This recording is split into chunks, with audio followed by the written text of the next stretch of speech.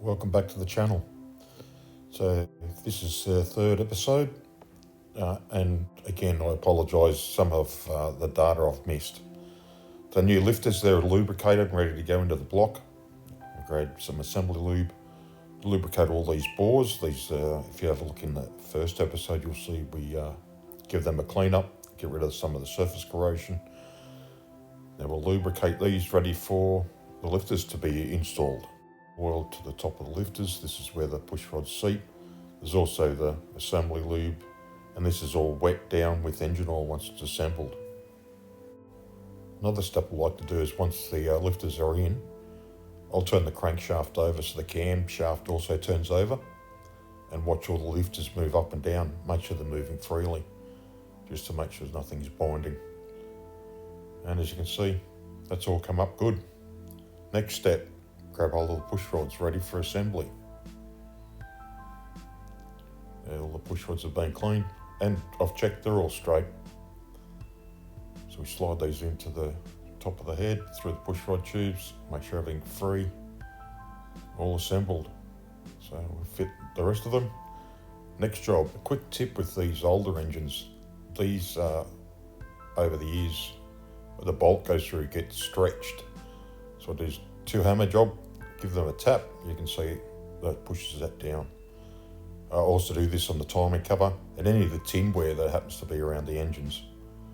I'll give you a bit of a closer look. You'll see over the years they get tensioned up because they get a bit of a weep. They raise up. So I just get a ball peen hammer and a heavy hammer, quick tap, and that just reduces that. So once you do the bolt up, puts good tension on that gasket. So new gasket's gone there. Side cover's gone on. That's all been assembled. Also, just before I put the rockers on, you can see there's some wear on that rocker. Just give the face a quick dress. That's it. Nice and clean. The whole set's been done. So what I like to do for the rocker assembly is I back all the adjusters off, so there's plenty of clearance.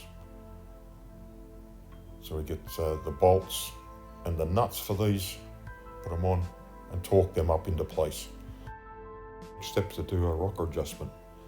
So this is exhaust and inlet, and next cylinder number 2 is also, the next is inlet rocker.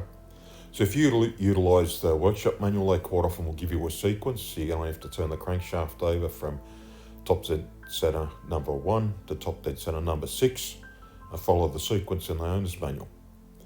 So in this case, you do exhaust, inlet, inlet. You then skip the exhaust because that's open. Go to cylinder 3 for the next exhaust valve. You adjust that one and so on down the block. And once you've completed that sequence, you turn the crankshaft over to top dead center number 6. Then you do your adjusters from the other end, backwards up through the sequence. And that way you only have to turn the crankshaft over from top dead center number 1, top dead center number 6. Once you're at number 6, then you can come back down the engine, re-utilise the sequence, and then set your rockers. As you can see, go down through the engine. I've got them all completed. I normally will then turn the crankshaft back to TDC number 1, recheck all the lashes, then over to number 6, recheck the lashes again, make sure everything's locked off and adjusted correctly. Front cover. These bolts need to be siliconed in because they go into oil. Sealant around the front plate and on the cover. New gasket, of course. The 2 hammer trick on the bolt mounts just to give a bit more tension. And you need to leave these bolts loose until you get your pulley put into the front seal.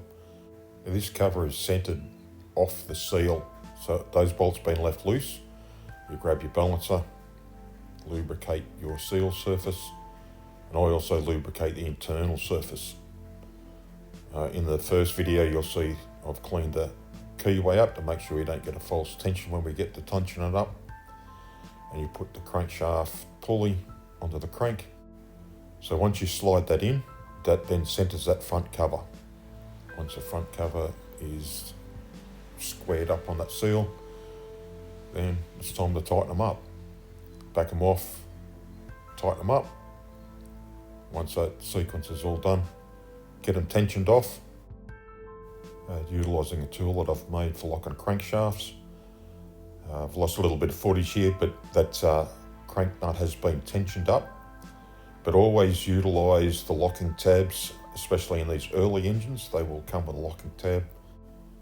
Once you've got that locking tab knocked over and completed against the nut, that'll stop that from rotating.